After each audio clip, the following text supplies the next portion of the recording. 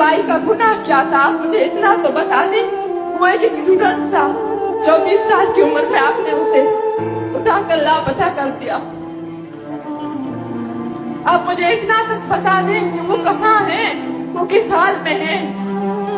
मैं अपने माँ बाप को क्या जवाब दूँ? मेरी माँ रोजाना रोती है, कहता है अगर वो अपने घर में होता, वो पढ़ा लिखा ना होता तो अच्छा होता। उनकी किताबों को, उनके कपड़ों को देखती है तो इतना रोती है, वो पागल हो चुकी है।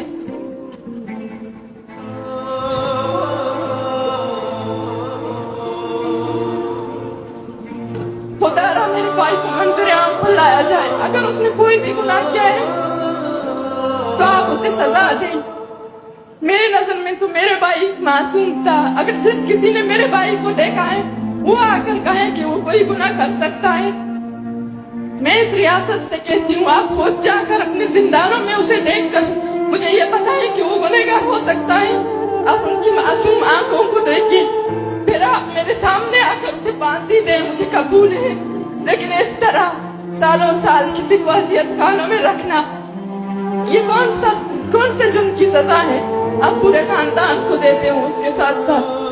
आप मुझे बताएं क्या उसने जो भी गुनाह किया था आप उसे अपने अदालतों में लाए। जब हम अदालतों में जाते हैं तो हमें कहा जाता है कि हम कोशिश कर रहे हैं, कभी कहा जाता है कि आप किसी गवाह को लेकर आए।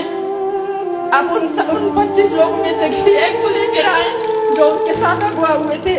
हम उनके सामने जाकर चोली फैलाते हैं तो वो कहते हैं नहीं, हम डरते हैं कहीं फिर से हमें ना उठाया जाए।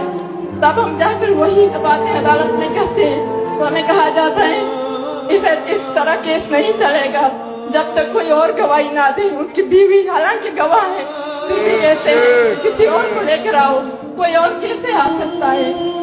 सब तो डरे हुए हैं। आपकी अदालतों में हमें यही कहा जाता है कि हम आपको धक्के मार के निकलते तो हमें इंसाफ कहाँ पे मिलेगा? हमें ये बता दें हम कहाँ जाए।